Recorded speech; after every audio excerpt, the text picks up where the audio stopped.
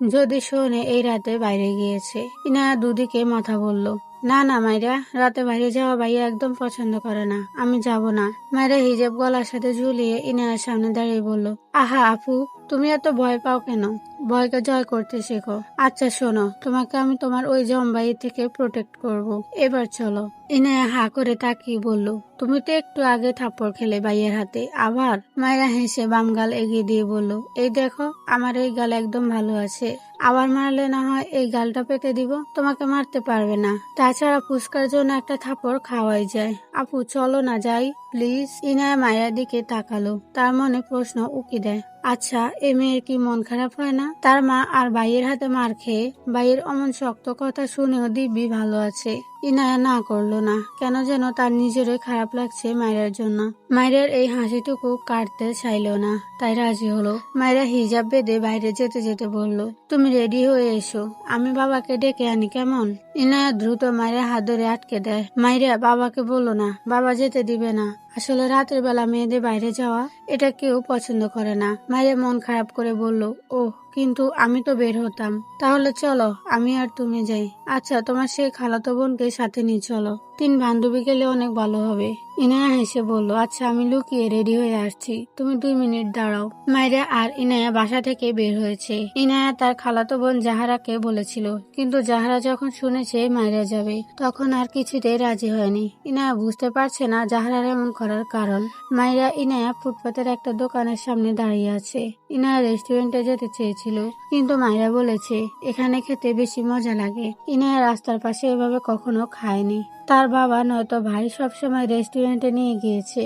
মায়েরা ফুচকাওয়ালাকে 4 প্লেট ফুচকা দিতে বলে আশেপাশে তাকালো। তার থেকে কিছুটা দূরে চেনা কাউকে দেখলো যেন। 2 হাতে চোখ ডলে আবারও সামনে তাকালো। না, ভুল মনে হচ্ছে না তো? সে কি লোকটা থাপ্পড় খেয়ে ক্রাশ খেয়ে এখন সবাইকে নিজের স্বামী রূপে দেখছে নাকি? শুধু একজন নয়, পাশে একজন পরিচিত ঠেকলো। মায়েরা ইনায়াকে ডেকে বলল, আপু সামনে ওরা কারা? ইনায়া আশেপাশে তাকিয়ে দেখছিল এটা ওটা। মায়ের কথা সামনে তাকালে তার চোখ বড় বড় হয়ে যায়। বিড়বিড় করে, ভাইয়া। মায়েরা বুঝতে পারলো তার চোখের ভুল নয়, সে ক্রাশ প্রাশ খায়নি।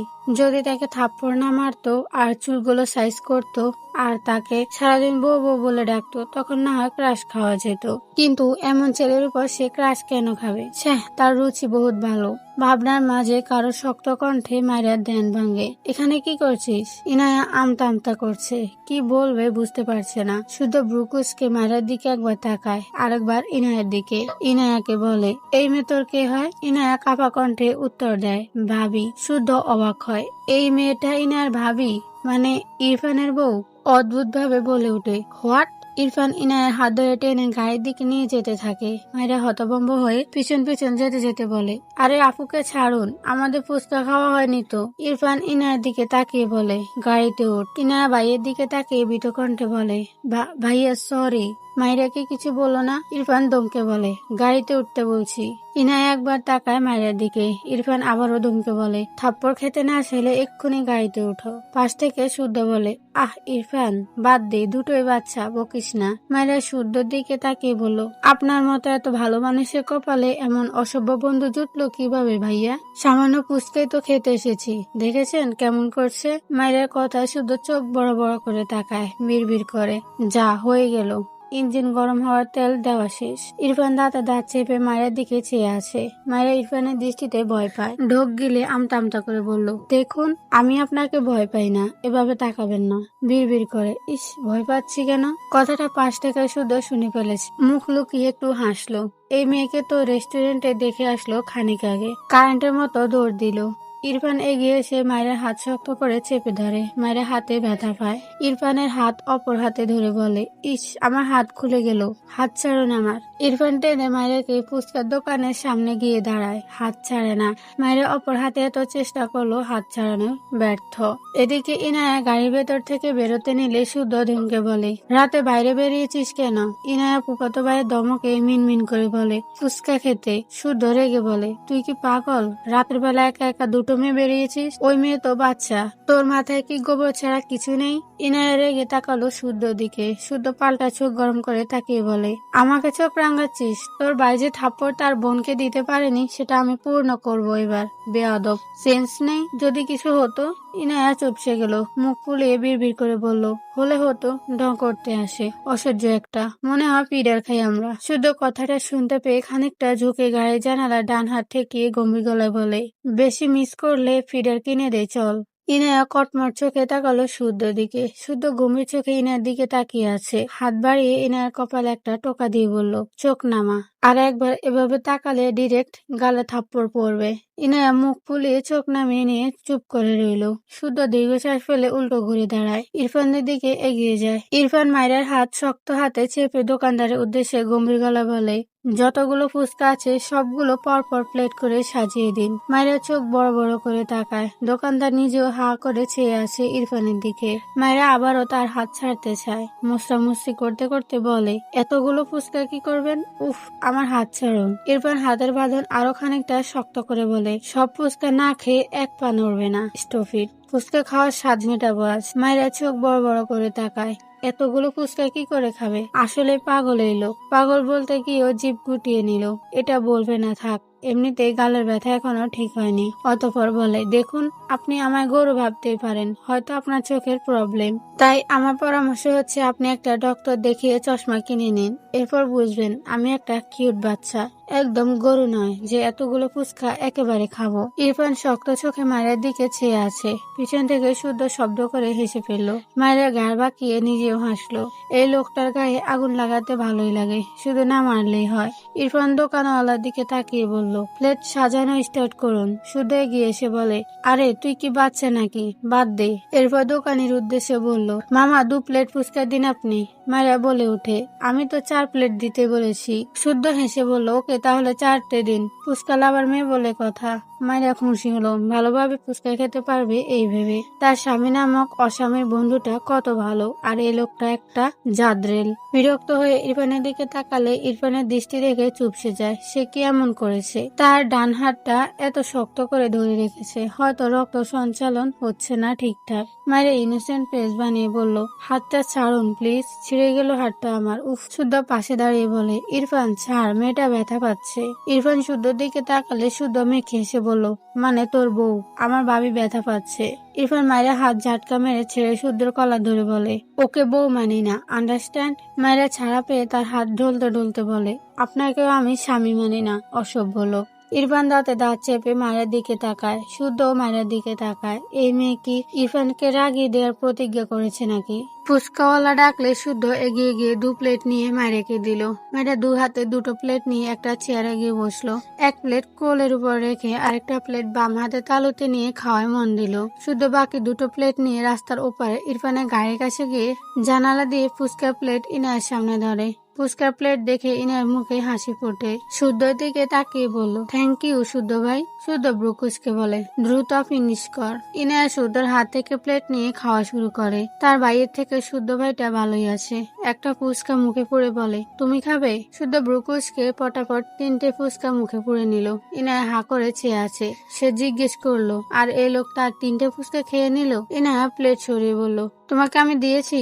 জিজ্ঞেস করলাম অমনি খেয়ে নিলে? খেলে তো খেলে, কতগুলো খেলে? শুদ্ধ জাল খেতে পারে না, মারাত্মক জাল এই ফুচকায়। মুখের ফুচকা খেতে তো পারলোই না, পাশে গিয়ে মুখ থেকে সব ফেলে দ্রুত ইনায়ের পাশে এসে বলে, ফানি দে ফানি। ওরে আল্লাহ, মেয়েরা সব কি খায়? ইনায়া শুদ্ধর দিকে চেয়ে আছে। শুদ্ধ চোখ দুটো লাল হয়ে গিয়েছে। মনে মনে বেঞ্চি কেটে বিড়বিড় করে, ঠিক হয়েছে। শুদ্ধ ইনায়াকে ধমকে বলে, এই বেয়াদব, ফানি দে।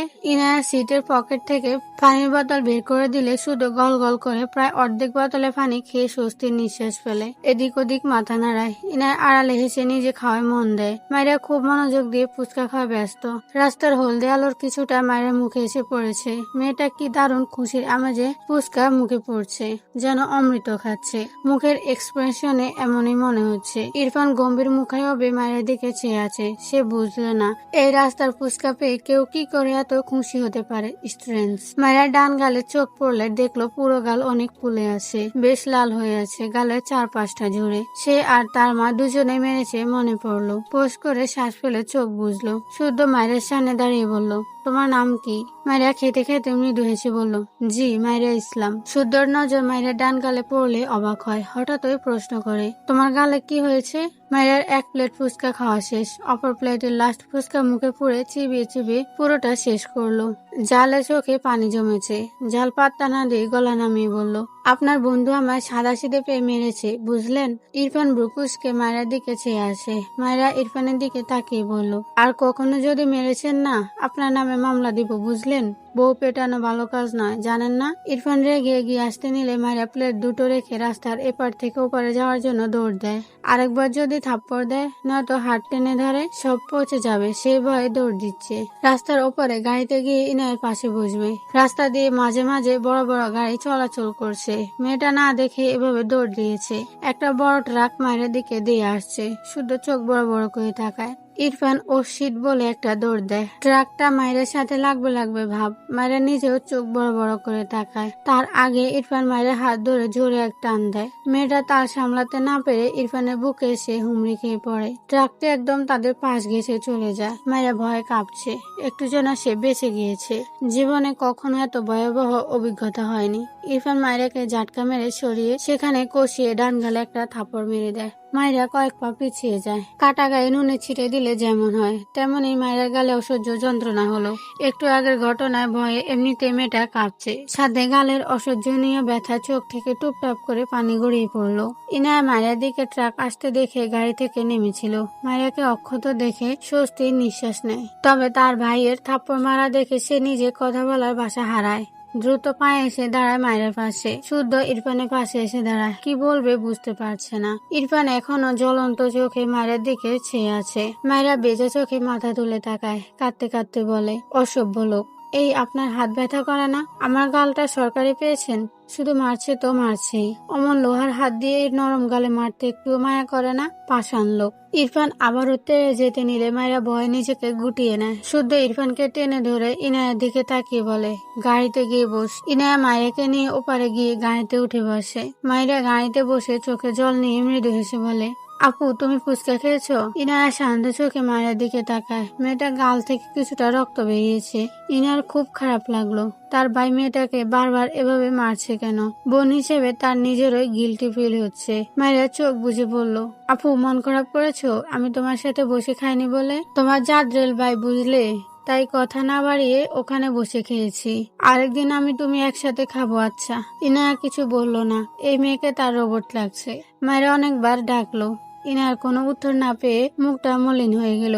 গাড় বাঁকিয়ে গায়ের জানালা দিয়ে বাইরে তাকালো। সব অন্ধকার। ঠোঁট বাঁকিয়ে মলিন হাসলো। বিড়বিড় করলো, মিস ইউ বাবা, মা। ইরফান শান্ত চোখে তার গায়ে ফানা চেয়ে আছে। শুদ্ধ রেগে বলল, তুই মেয়েটাকে এভাবে মারছিস কেন বলবি? ও তোর হাফ বয়সী একটা মেয়ে। একটু দয়া মায়া বলে কিছু নেই নাকি তোর? ইরফান বেশ কিছুক্ষণ চুপ থেকে শুদ্ধর দিকে তাকিয়ে ভ্রুকুচকে বলল, মারলাম কখন? শুদ্ধ অবাক হয়ে বলল, মেয়েটার গাল কেটে গিয়েছে, তুই বলছিস মারলি কখন? ইরফান নির্লিপ্ত কণ্ঠে বলে, বাঁচিয়ে শাস্তি দিয়েছি। স্টুপিডদের এভাবে শাস্তি করতে হয়। আরেকটা গাল অক্ষত আছে, এর জন্য শুকরিয়া কর। শুদ্ধ অদ্ভুত ভাবে তাকালো ইরফানের দিকে। ইরফান তো এমন নয়। শুধুমাত্র রেগে কখনোই এভাবে মারা মানুষ ইরফান নয়। রাগ বেশি ঠিক আছে, কিন্তু এভাবে দুপদাপ মারার স্বভাব তো ইরফানের নেই। তার কলা ধরা পর্যন্তই সীমাবদ্ধ থাকে, সেখানে ওই বাচ্চা মেয়েটাকে দুপদাপ মেরে দিচ্ছে। শুদ্ধ ব্রুকুচকে জিজ্ঞেস করে, দেখ, যদি একেবারে মেয়েটাকে মানতে না পারিস তবে ডিভোর্স দিয়ে দে। এভাবে দুপদাপ মারিস না। শুনেছি মেয়েটার বাবা নেই। এত কম বয়সে বিয়ে দেওয়ার পর তুই এরকম বিহেভ করছিস। মামা কাজটা একদম ঠিক করেনি। তুই কেমন জানে? এরপরও এভাবে বিয়ে দেওয়াটা সত্যি খারাপ হয়েছে। যাকগে, আমি তোদের ডিভোর্সের ব্যবস্থা করছি। ইরফান শুদ্ধর কলার ধরে দাঁতে দাঁত চেপে বলল, আমার ব্যাপারে নাক গলাতে বলেছি তোকে? শুদ্ধ অদ্ভুত ভাবে তাকালো ইরফানের দিকে। সে তো ভালো কথাই বলছে, এর আবার কি হলো? চোখ ছোট ছোট করে বলল, তোরই তো উপকার করতে চাইছি। ইরফান কিছুই বলল না। শুদ্ধর কলা ছেড়ে গট গট পায়ে এগিয়ে গেল গাড়ির দিকে। শুদ্ধ চিন্তিত বদনে ইরফানের পানে ছেড়ে গাল চুলকালো। এই ইরফানের হাবভাবটা কি? এই বলছে বউ মানে না, আবার দুপদাপ মেরে দিচ্ছে। ডিভোর্স করাতে চাইলে নাক গলাতে নিষেধ করছে। কি আজব পাবলিক এক মানুষ, অথচ ক্যারেক্টার কতগুলো।